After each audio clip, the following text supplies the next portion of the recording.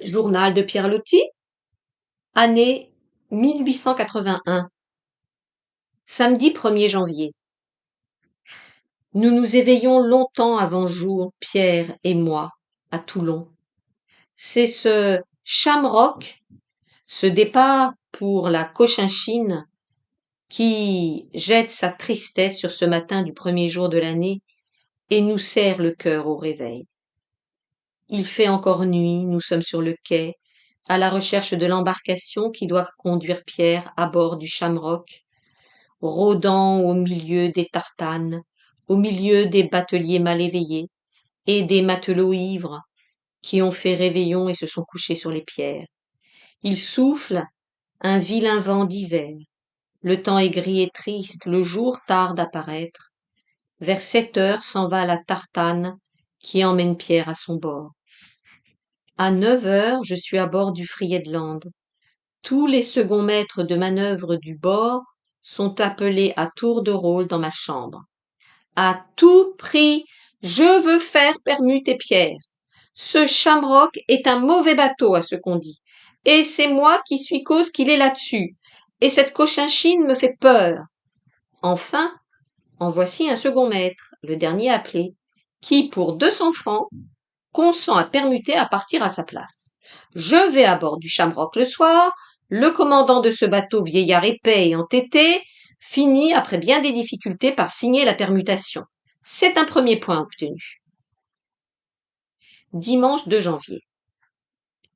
Le commandant du Friedland signe le matin la permutation de Pierre. Cela prend bonne tournure et nous avons grand espoir. Vers 11 heures, nous nous rencontrons en tartane, Pierre et moi. Nous allons passer la journée à terre et nous y restons ensemble jusqu'au lendemain matin. Lundi 3. Débrouillage, faire aboutir la permutation. Course à la majorité de la flotte, en rade à bord de l'amiral. Pluie à torrent. La permutation est signée par les 2 amiraux à 2 heures. C'est une affaire bâclée. Et dans 2 jours, après les formalités de rigueur, mon pauvre frère viendra s'installer bien en sûreté auprès de moi sur le Friedland. La Cochinchine est maintenant loin de nous, comme un mauvais rêve effacé. Il pleut en déluge. À 5 heures, je rentre à bord tout trempé, rapportant la permutation paraffée, ayant manqué chavirer 2 fois sous les rafales de nord-est, heureux et le cœur léger. Jeudi 27 janvier. Golfe Juan. Pluie et brume froide. Passer la soirée avec madame Adam. Patauger la nuit dans les chemins, pour arriver chez elle crotté jusqu'aux genoux. Mon domestique, le vrai cette fois, qui m'accompagne, passe la soirée à l'office et les gens de madame Adam lui demandent des nouvelles de l'autre, du faux, c'est-à-dire de Jousselin. Nous lisons au coin du feu la première partie du Spahis, arrivé la veille de Paris. J'attendais avec impatience cette première lecture. Le résultat dépasse ce que j'avais osé espérer. Cette femme intelligente qui est là, captivée, charmée, me regardant avec ses beaux yeux émus, interrompant sa lecture par des réflexions profondes qui prouvent jusqu'à quel point extraordinaire elle comprend. Tout cela fait pour moi de cette soirée un moment inoubliable. Nous n'avons encore lu ensemble que la première partie du livre, la plus faible, quand je dois rentrer à bord pour prendre le quart de minuit à 4 heures. Elle doit lire la fin cette nuit même et m'envoyer demain son appréciation par lettre. Samedi 29 janvier. Encore la pluie, l'étang du nord, et Pierre n'est pas revenu. L'heure de l'arrivée du train passe, et j'ai le cœur serré, en pensant qu'il faudra peut-être l'attendre encore 8 jours, et que ce peu de temps que nous espérions passer ensemble se gaspille, s'en va, et que nous ne le retrouverons peut-être plus. À 8 heures du soir, un bruit de fusée sur le pont du Friedland. Ce sont des signaux de nuit échangés avec l'amiral. Et cela me fait peur. J'ai toujours la frayeur d'un départ précipité qui nous obligerait à laisser Pierre à Toulon.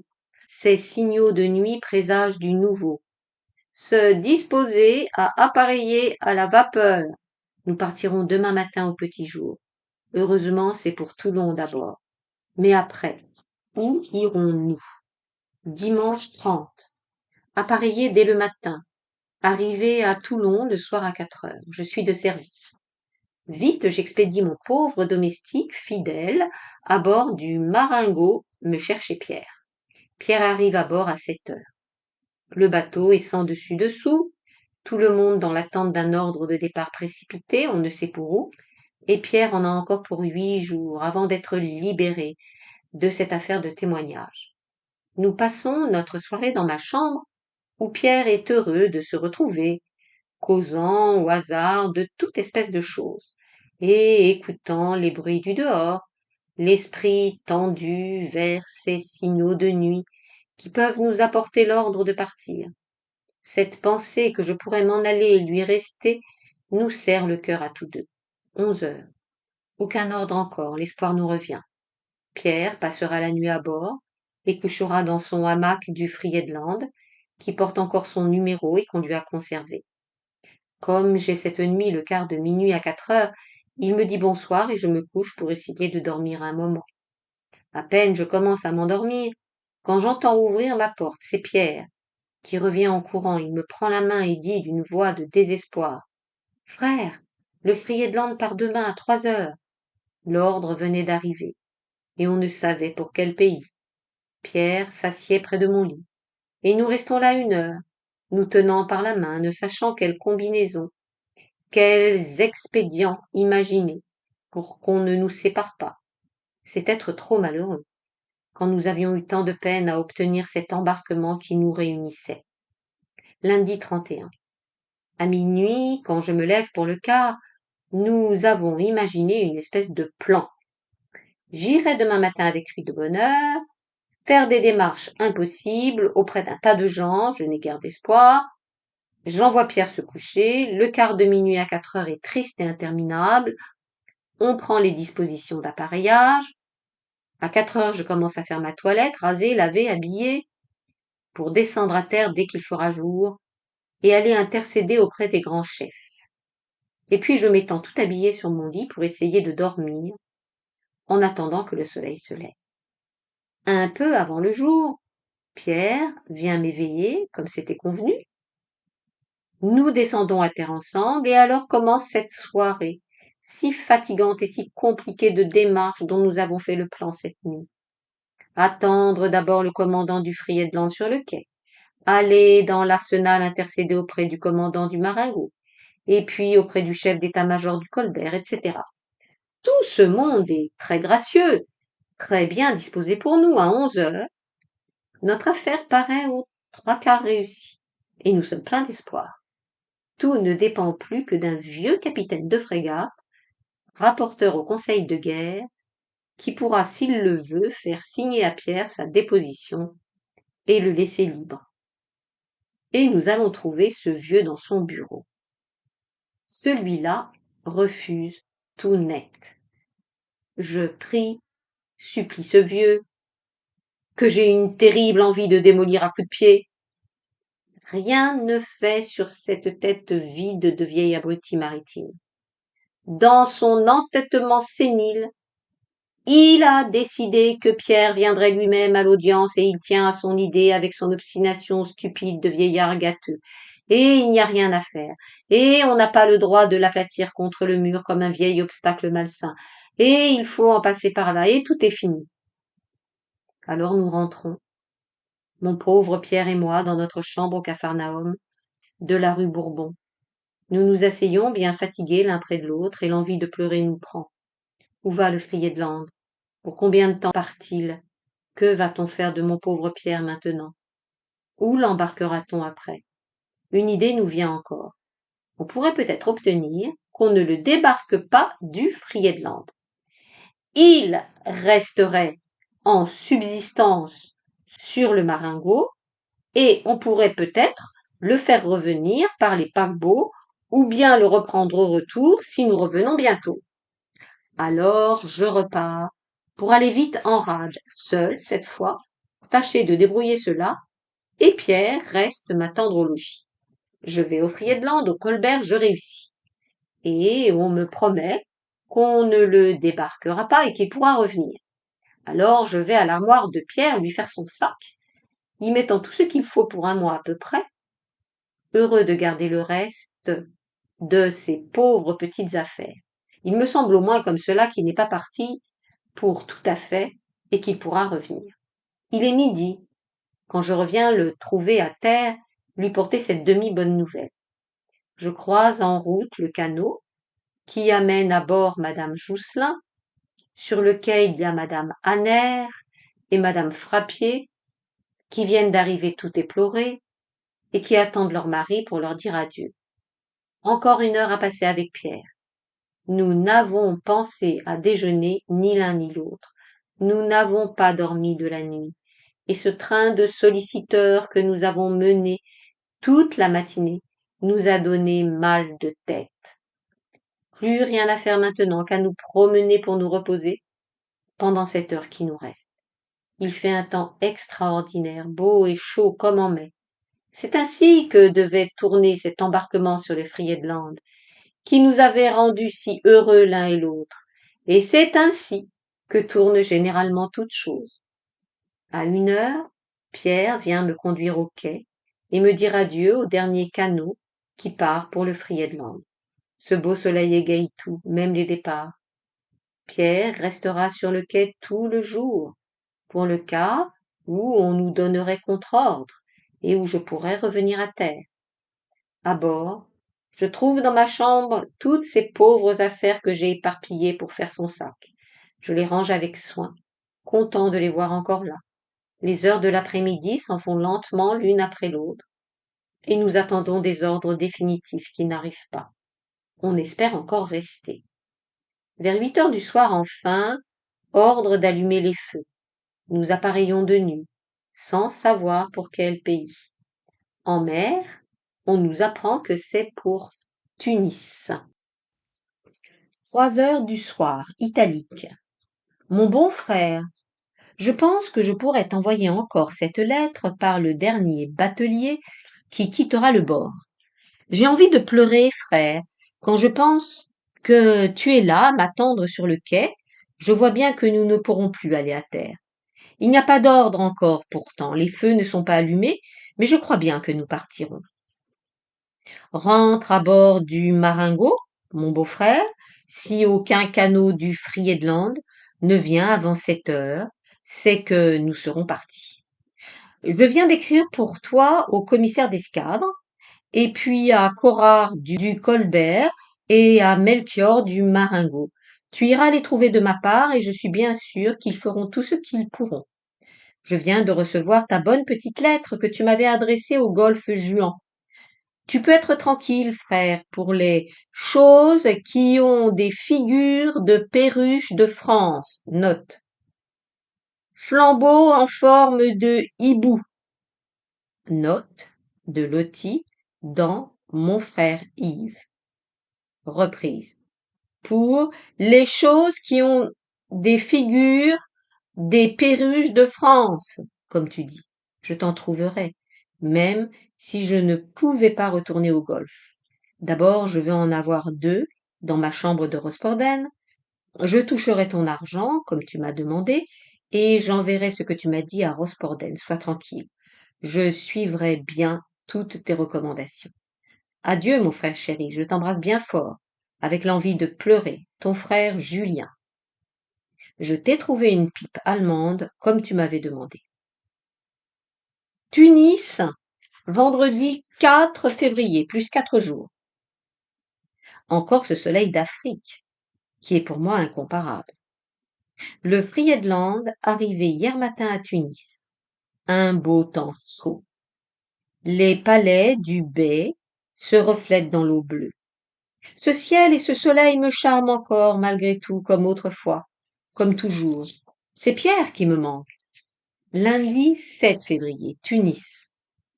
Un grand appartement, aux murs recouverts de faïences peintes, des draperies arabes tombant du plafond de bois sculpté. Sur un grand divan près de moi, Sieloum, mon ami d'hier, magnifique dans son grand burnous noir à glands d'or. Et devant nous les femmes, aux petits bonnets pointus brodés de perles, aux caleçons de soie collants, aux babouches dorées. Nouveaux costumes, nouveaux pays, nouveaux amis. Encore la vie musulmane, le train des bazars d'Orient, l'énervement du bain-mort, les rues qui font rêver des mille et une nuits.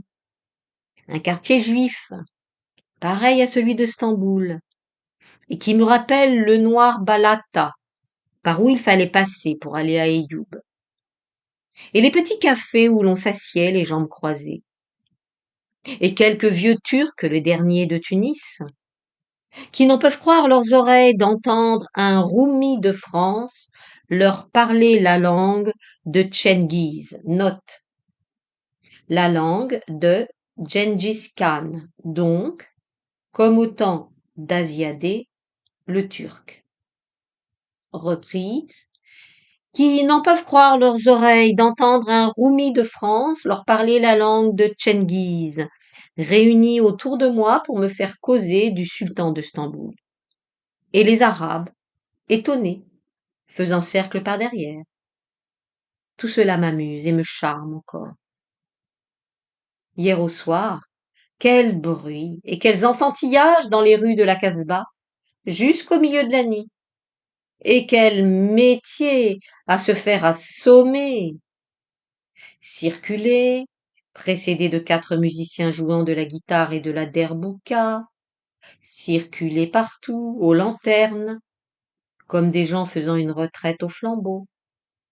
Entrer dans les maisons juives et réveiller les gens dans leur lit avec des sérénades et des coups de poing.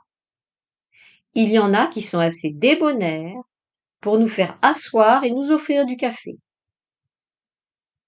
Un temps affreux qui ne paraît pas vouloir finir. Il pleut, il vente. Impossible de rentrer à bord depuis 2 jours. Les canaux ne circulent plus. C'est ce temps et ce séjour forcé à terre qui nous poussent aux extravagances. Mon ami Sieloum et l'intérieur de sa maison, c'est là ce qui restera dans ma mémoire de ce séjour à Tunis. Mardi 8 février.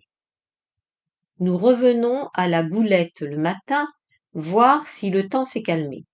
Il fait un peu moins mauvais et nous pouvons rentrer à bord. Jeudi 10 février et mercredi 9.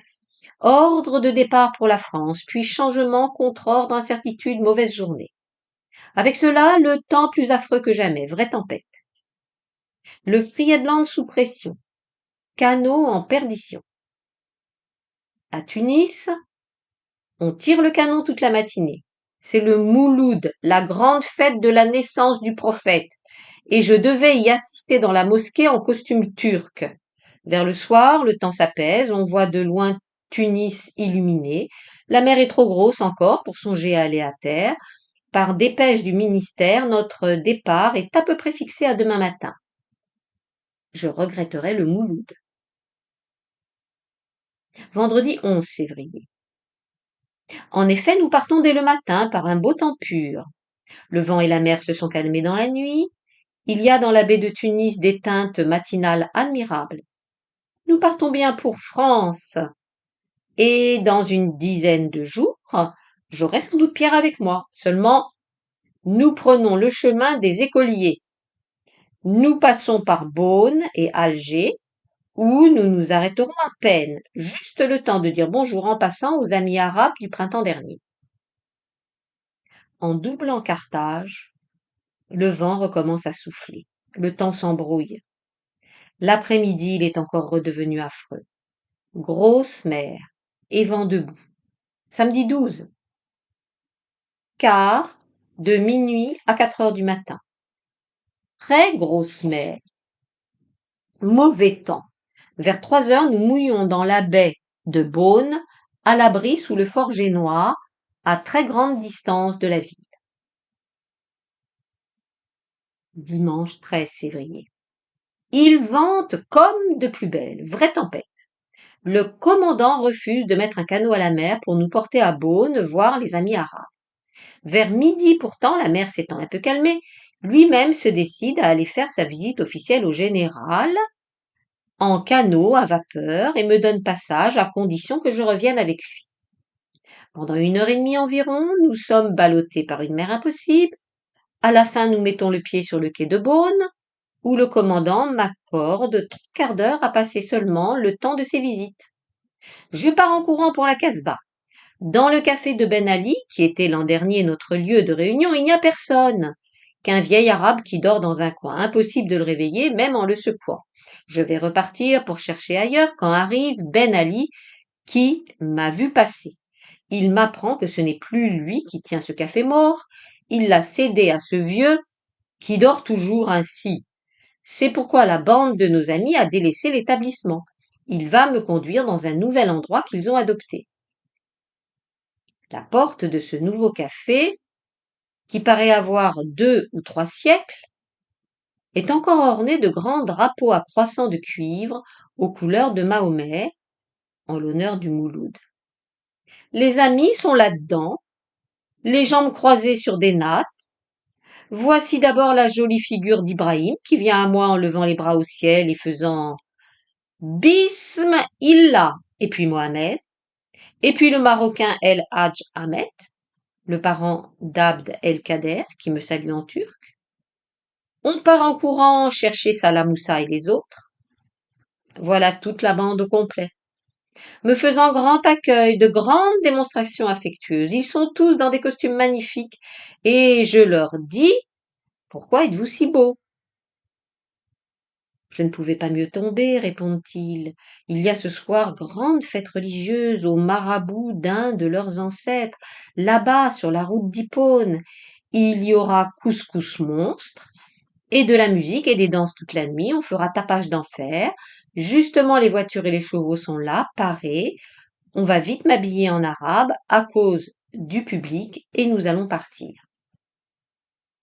Je leur annonce, hélas, que je n'ai plus qu'une demi-heure à passer avec eux. Consternation. Ibrahim s'écrie « J'aimerais mieux ne pas vous avoir vu du tout que de vous laisser comme cela partir.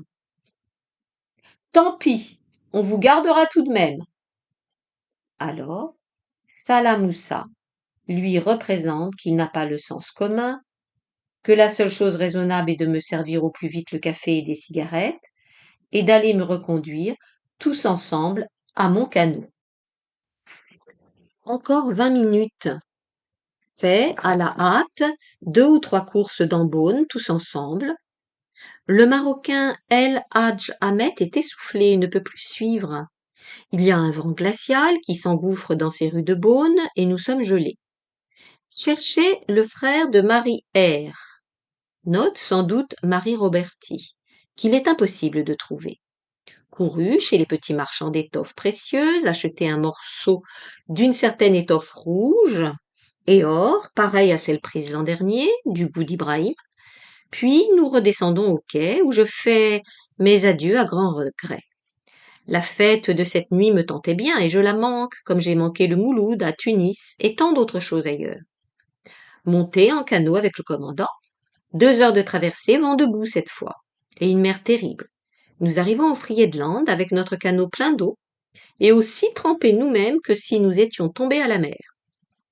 Tous ces braves Arabes revus en courant pendant une demi-heure un jour d'hiver, ce coin des 1001 nuits entreaperçus, tout cela a un air de rêve. Toujours pas de lettre de France. Lundi 14 février. Le temps redevenu beau, appareillé au petit jour pour Alger, un lever de soleil bien calme dans la baie de Beaune, toutes les barques de pêcheurs prennent le large. Le petit dôme rond du marabout où dorment les ancêtres de Salah Moussa et d'Ibrahim reste longtemps visible, comme un point blanc, au pied des grandes montagnes boisées. Mardi 15. Vers 10 heures du matin, arrivé à Alger par un temps splendide. Les blancheurs de la Casbah légèrement embrouillées par des vapeurs matinales. Et cet air tiède, si pur qu'on ne respire que dans ce pays. De terre, il nous arrive cette odeur pénétrante, mélange d'odeurs arabes et de parfums d'oranger. Cela sent l'Algérie. La première personne que je trouve à terre, c'est Si Saïd, qui s'est posté à m'attendre avec un grand aga, note, chef algérien supérieur au caïd. avec un grand aga de l'intérieur assis à notre lieu de rendez-vous habituel, sous les arcades, au coin du boulevard de la Méditerranée. Et je me laisse charmer comme toujours par ce train de vie moitié arabe, par ce soleil, ses couleurs, ses senteurs, ses bruits, par tout ce qui est l'Algérie. Toujours pas de nouvelles de France. Je n'ai rien reçu de personne. Je n'ai pas entendu parler de Pierre depuis notre départ de Toulon. J'espère qu'on me l'aura bien gardé sur le maringot, comme c'était promis, et que je vais le retrouver dans 4 ou 5 jours. Mais cette absence de lettres me serre un peu le cœur. Mercredi, jeudi, vendredi, 18 février. Le séjour à Alger se prolonge, repris la vie de l'an dernier, les courses à cheval avec Saïd, les entreprises du soir dans la Casbah, dans les cafés arabes et chez les Mauresques, toujours pas de nouvelles de France. Samedi 19. Chercher Saïd le matin pour déjeuner. Le grand-duc Constantin de Russie à bord. Visite ma chambre et mes armes d'Orient. Galopade avec Saïd et l'agha Douargla vers Staoueli. Dimanche 20. Journée mouvementée. Saïd et l'agha Douargla a déjeuné à bord le matin. De la musique arabe au piano, dans ma chambre, l'agha chante avec sa voix du désert, atterrent ensemble tous trois à 11 heures. Chez un vieux juif, examiné de vieilles tentures précieuses, il y a un fond de mosquée en velours qui m'est conseillé par Saïd et l'agha comme une très belle chose introuvable. Sur la place du gouvernement, on nous amène nos chevaux qui sautent comme des cabrits. Impossible de les approcher. Enfin, nous voilà en selle, Saïd et moi, et partis grand train. Une galopade échevelée sous Notre-Dame d'Afrique, temps gris, lourd, menaçant d'un déluge, passé dans des ravins humides, tapissés de cactus et d'aloès. Au retour à Alger, Saïd tombe de cheval. À la porte, Bab El Oued. C'est la première fois de sa vie, dit-il. Il est très vexé. Au milieu de toute cette foule du dimanche, il est vrai qu'il monte, une espèce de bête enragée qui fait des sauts de côté prodigieux. Nous retournons chez le juif. La tenture de mosquée me trotte en tête. À la porte de ce vieux, nous descendons de cheval. Comme l'an dernier, nos chevaux se battent et le peuple s'attroupe. Le prix se dispute âprement dans la boutique israélite. Saïd exécute avec sa cravache des moulinets significatifs. Enfin, nous tombons d'accord. Je signe un billet de 300 francs. Hélas, et j'emporte la belle tenture. Une fois dehors, Saïd convient que j'ai fait un bon marché. Autre galopade, dans l'est de la ville, et puis le déluge qui menace depuis le matin crève et la pluie tombe à torrents. Revenu ventre à terre avec des sauts de gazelle. À la porte Bab El Azoum, note, une porte d'Alger qui conduit vers le sud. Reprise, Saïd tombe une seconde fois. Son beau burnous de soie blanche dans la boue et de vraies cataractes nous dégringolent du ciel. Au coin du boulevard de la Méditerranée, nous descendons de cheval, au café où la gare nous attend, on déplie la tenture de mosquée, qui est trouvée magnifique par les amis. Le soir, il y a grand dîner chez le gouverneur au palais de Mustapha en l'honneur du grand-duc Constantin. En grande tenue et tout trempé, je change de bottines dans la rue pour ne pas que mes pieds trempent dans l'eau. 2 Arabes me soutiennent. Nous allons en voiture. En route pour Mustapha. Note. Quartier d'Alger où était le palais du gouverneur. Le dîner du gouverneur est drôle. Dans ce beau palais féerique, ces gens sentent le parvenu. Et le grand-duc, qui a très bon air, les regarde avec de petits sourires ironiques. Je suis à table, entre un prince russe à gauche et un grand mufti arabe à droite. J'affecte d'exprimer à mon voisin de droite toutes mes sympathies pour l'islam et de boire de l'eau pour faire comme lui. À gauche, le prince se grise. La pluie à torrent pour le retour. Rendez-vous avec Si Saïd pour demain, de grand matin, si nous ne sommes pas partis. Lundi 21. Départ pour la France à 7 heures du matin. Mercredi 23 février. En mer. Grand vent d'est, mauvais temps, mer sombre, nous sommes encore loin. Le Friedland n'avance plus, nous n'arriverons pas demain, encore un jour de plus à être inquiet de Pierre, j'ai le cœur serré en pensant à lui. Au coucher du soleil, le ciel se dégage au nord, tout à coup on aperçoit la terre. C'est la Sainte-Baume et le cap Sissier, note, à 110 kilomètres au sud-ouest de Toulon. Nous sommes de 50 000 plus près de France que nous ne pensions. Peut-être arriverons-nous demain. Jeudi 24 février. Le temps s'est calmé la nuit, la terre en vue à petite distance. Nous arrivons au golfe Juan vers midi. L'escadre y est bien, au golfe Juan, on la voit de loin. Je compte les cuirassés à la longue vue, ils ne sont que 4. Le maringot où est Pierre est resté à Toulon. Ce sera encore un retard de 2 ou 3 jours avant de le voir. Mais voici un sac de lettres qui arrive. Tous nos courriers en retard. De bonnes nouvelles de partout. On m'a bien gardé Pierre sur le maringot, comme on me l'avait promis. Dans 3 jours, je l'aurai enfin avec moi. Il demeurera là en face de ma chambre dans son hamac pendu, dont les crocs sont restés marqués à son numéro. Je l'aurai tous les soirs, assis près de mon piano, dans cette petite chambre de bord qui est devenue une sorte de boudoir, d'un luxe distingué et mystérieux, un petit recoin qui tient de la cellule de moine et du palais d'Orient. Pierre, qui en subit le charme, aime à y venir, s'isoler des autres avec moi, me regarder, tripoter, apporter et ranger dans l'armoire ses pauvres affaires de matelot. Nous serons bien ici, réunis enfin pour quelque temps, bien tranquilles et à peu près heureux. Jeudi 24, 10 heures du soir. Mon dernier quart à bord du Friedland et mon dernier quart d'enseigne de vaisseau. Je le fais presque en pleurant. Je pars demain, tout est dérangé, arraché, sens dessus dessous dans cette petite chambre que j'avais arrangée ce matin pour le retour de Pierre. Et il n'y viendra pas. Ses pauvres affaires à lui, il a fallu les séparer des miennes. Vite les enlever d'ici, les entasser dans son carton de matelot, en faisant mes malles à la hâte. Et c'est fini. Ainsi a tourné cet embarquement sur le Friedland, qui nous avait coûté tant de peine à obtenir et nous avait rendus si heureux. Moi, je m'en vais, lui reste. C'est de nouveau la séparation, l'incertitude du revoir, l'inconnu. À 3 heures ce soir, un peu après toutes ces lettres retardataires, j'ai reçu ma nomination de lieutenant de vaisseau. Et vite, on me débarque. Demain, il faut partir. Triste bienvenue à mon retour en France. D'abord, j'avais eu peur de me croiser avec Pierre, rappelé du maringot. Et puis, j'ai prié qu'on le maintienne quelques jours encore sur ce bateau. Et c'est moi qui me dépêche de partir pour le retrouver demain à Toulon et passer au moins quelques heures avec lui avant de m'en aller pour tout à fait. Pauvre petite chambre, où il était venu s'installer avec tant de joie un beau soir du mois dernier, et où nous nous trouvions si bien. Maintenant, un fouillis de malles, de paquets, de papiers déchirés, un taudis en désarroi sentant le départ, la fin d'une période encore heureuse de la vie, le réveil d'un rêve. J'ai le cœur étrangement serré de voir tout cela finir, j'en pleurerais presque. Vendredi 25 février. Dès le matin, malle, caisse, emballage, préparatifs de départ hâtés fiévreusement, pour être paré ce soir à tout prix.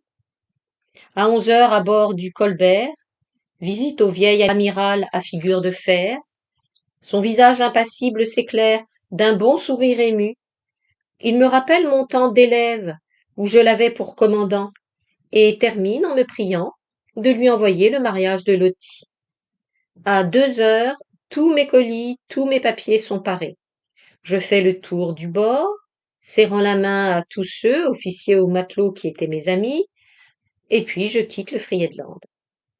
Quand mon canot accoste au golfe Juan, les 2 douaniers mis en éveil par cette masse de bagages qui leur arrive sont postés sur la plage. Mauvaise affaire. Mes malles sont pleines de contrebande. Heureusement, le patron du canot-major est un garçon à expédient. On offre à boire aux douaniers, on leur conte des histoires charmantes. Quant à la grande caisse contenant les fusils d'Albanie et qui semble un long cercueil, on leur insinue qu'elle renferme un crocodile en vie, et les matelots l'emportent gravement à la gare, à 8 au pas, et en chantant comme pour mener le diable en terre. Quand tout mon bagage est déposé à la station de chemin de fer, je dis adieu à tous ces braves garçons, ne gardant avec moi que celui qui était mon domestique, François Leloup. Encore 3 longues heures devant moi avant le départ du train pour Toulon. Aucun des officiers du bord n'a pu venir me conduire parce que c'est jour d'exercice, et j'aime mieux cela. J'ai des faïences à choisir à Valoris, et puis plus rien à faire qu'à rôder dans la campagne, en songeant. Il fait un temps morne, inerte, avec un ciel gris plombé, ni froid, ni chaud, ni vent, ni soleil, aucun mouvement dans la nature, un alanguissement des choses, des teintes neutres au ciel et sur la mer, à l'horizon des vapeurs qui se traînent. Lentement, sans but, je marche dans les sentiers de montagne bordés d'orangers, d'oliviers, d'aloès. Les palmiers, les villas, les buissons de roses, toutes ces choses faites pour le soleil et le ciel bleu, ont une mélancolie singulière aujourd'hui que la campagne est déserte et le ciel triste. On dirait que tout est plongé dans un recueillement mélancolique, et une sorte de silence solennel se fait aussi en moi-même après cette agitation du matin. Je songe à cette nouvelle étape de la vie qui vient de commencer pour moi. C'est une coïncidence singulière. Il y a 8 ans, dans des circonstances pareilles, à la même époque de l'année, dans ce même pays, je me promenais sous un ciel aussi sombre, dans ces mêmes sentiers de montagne. Je quittais comme aujourd'hui l'escadre où je venais de faire mon dernier service d'aspirant. J'allais comme maintenant passer l'été dans mon pays avec un grade nouveau. Je regrettais de quitter mon frère Joseph, comme aujourd'hui je regrette de quitter mon frère Pierre. Note de la lectrice, Joseph avait été son premier ami intime en tant que matelot. Joseph avait ensuite quitté la marine. Reprise. Je regrettais de quitter mon frère Joseph, comme aujourd'hui, je regrette de quitter mon frère Pierre. Tout passe et tout change. Je commençais alors mon temps d'enseigne de vaisseau qui a duré 8 années, période tourmentée où j'ai vécu plus d'une vie humaine. Mon temps de lieutenant de vaisseau qui commence aujourd'hui sera plus calme sans doute. Je le prévois plus terne et plus monotone. Tout a pâli autour de moi depuis cette époque. En moi, tout s'est éteint. On dirait que le monde entier a pris des couleurs de crépuscule, que tout est devenu silencieux et vide, que le soleil n'a plus sa lumière d'autrefois. Il y a 8 ans ici, le ciel était sombre, mais pas triste et glacé comme aujourd'hui. Ce soir, on dirait un grand suaire tendu sur la terre. Il y a 8 ans ici, il soufflait des rafales d'un grand vent terrible, chassant des nuages noirs qui se pressaient rapides, en laissant çà et là des trouées bleues. Il y avait eu tempête la veille, et la Méditerranée, profondément remuée, était trouble et jaune. Elle déferlait encore sur la plage, apportant des débris de barques et des épaves. Aujourd'hui, comme tout est à la paix funèbre, comme tout est triste et glacé. Encore 2 heures à errer et à attendre. Mon domestique marche à côté de moi, tête basse, pauvre garçon, qui m'a servi pendant 1 an avec un dévouement humble, en Algérie ou ailleurs, m'accompagnant sans rien dire dans mes expéditions de hasard. J'ai à peine pris garde à lui jusqu'à ce jour, le rudoyant un peu quelquefois.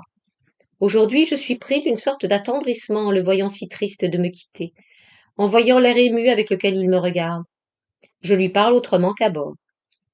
Nous redescendons le chemin de Valoris, quittant les bois de la montagne pour revenir à la grande route qui longe la mer. Nous nous asseyons là, sous les arbres à la porte d'un café fréquenté d'ordinaire par les désœuvrés qui vont de Cannes à Antibes. Aujourd'hui, par ce temps triste, il est désert comme les environs, et l'hôtesse transie n'a que nous à servir. À mesure que la soirée s'avance, le froid vient, un froid humide qui pénètre, l'air est toujours immobile, le ciel voilé des mêmes nuages funèbres.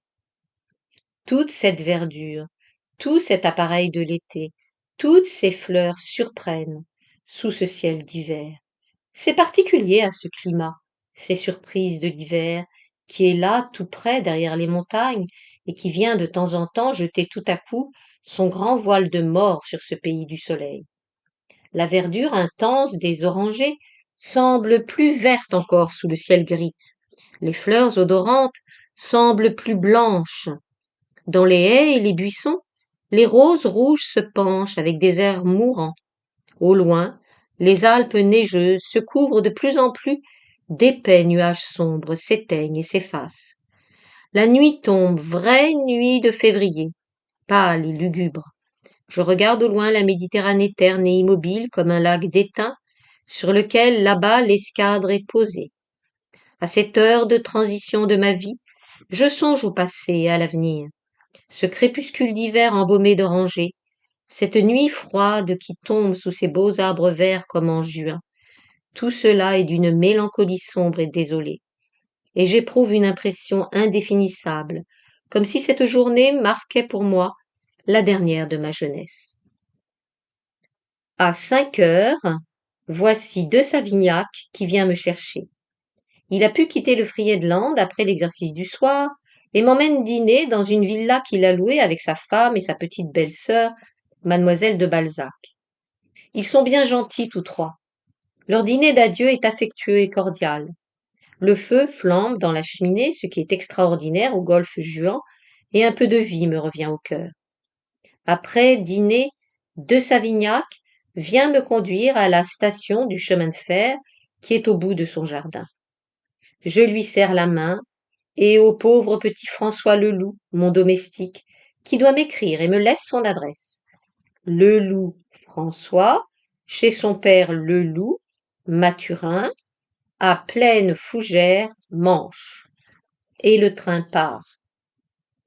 2 vieux Russes dans mon compartiment, avec lesquels je suis en grande conversation jusqu'à Toulon, malgré mon antipathie pour les Slaves.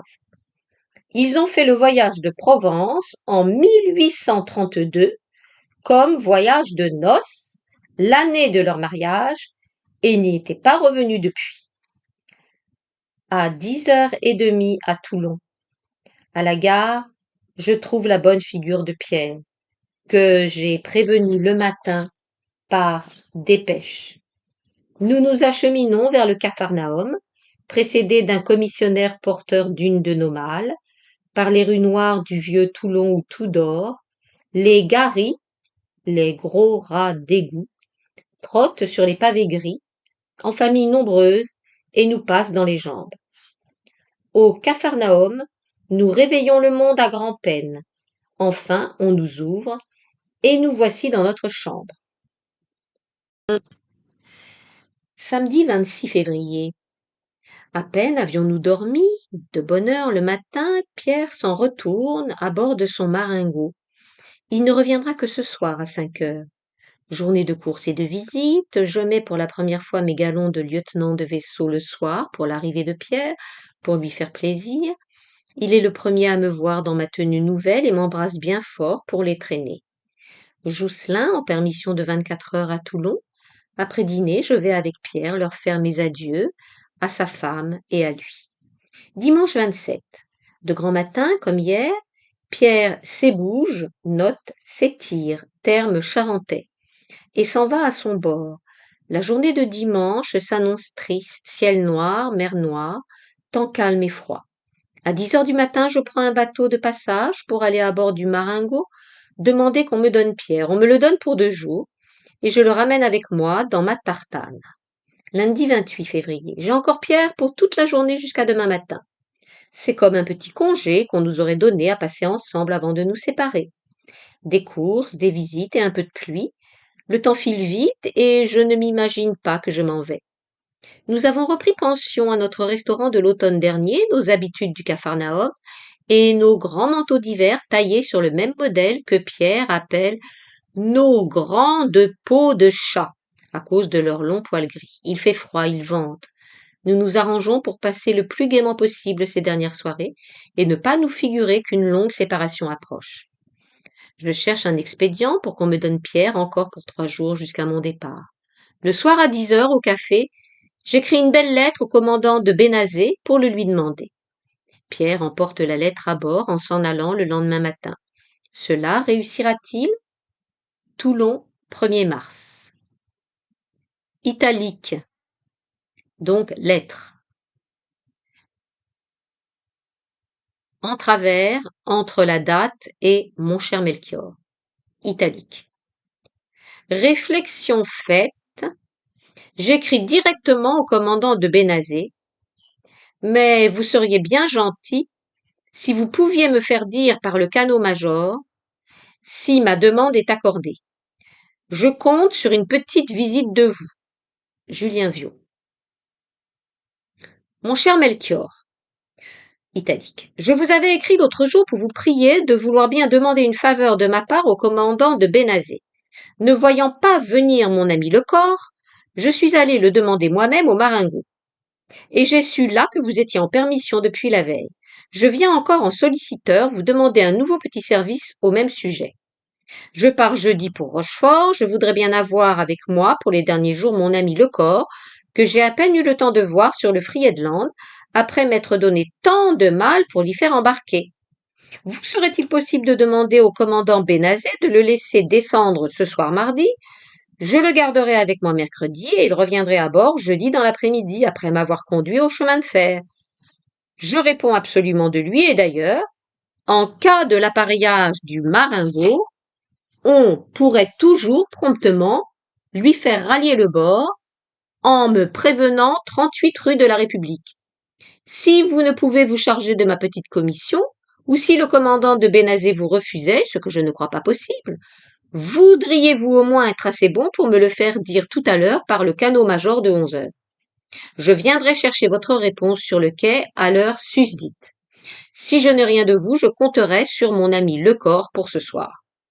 Et vous, viendriez-vous me voir au Capharnaüm comme je vous en ai prié? Vous seriez bien gentil de ne pas me laisser partir sans venir me dire adieu. Je vous serre la main de tout cœur et vous demande pardon de la peine que je vous donne. Bien à vous, Julien Viau. Italique. Commandant. Voudrez-vous me permettre de m'adresser encore une dernière fois à vous pour obtenir une faveur? Je vais partir jeudi, sans doute pour longtemps.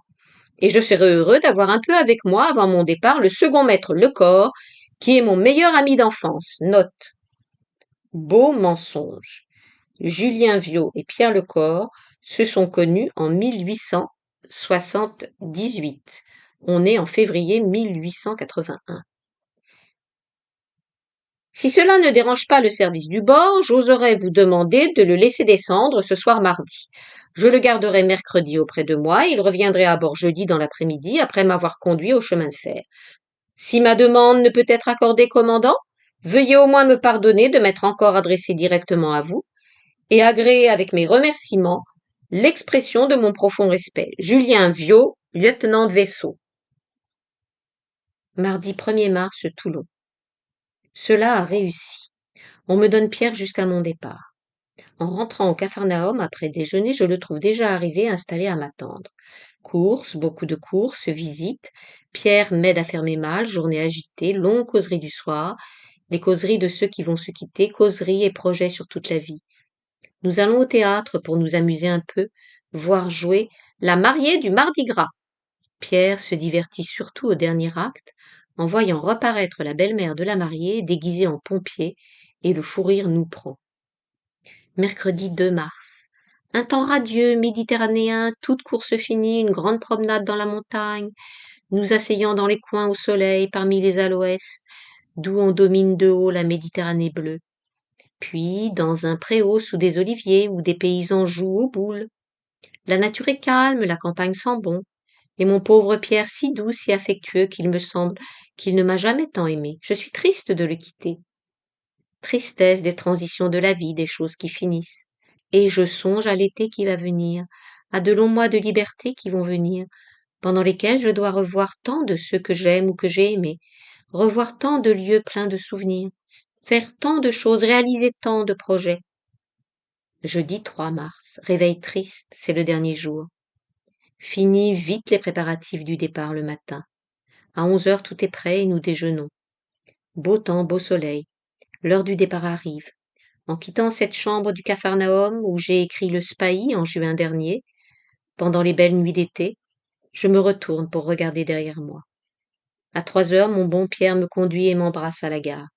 Tout compte fait, nous n'avons plus le soir, et il lui reste juste de quoi prendre une tartane pour rentrer à bord. Toulon, 3 mars. En italique. Commandant, En renvoyant à bord du Marengo mon ami Lecor, je veux vous remercier d'avoir été assez bon pour me le confier. Je vous prie de vouloir bien agréer, commandant, l'expression de toute ma reconnaissance et mes hommages très respectueux, Julien Viau. Vendredi 4 mars. Arrivé à Bordeaux le matin à 10 heures, 3 heures de retard, déraillé la nuit.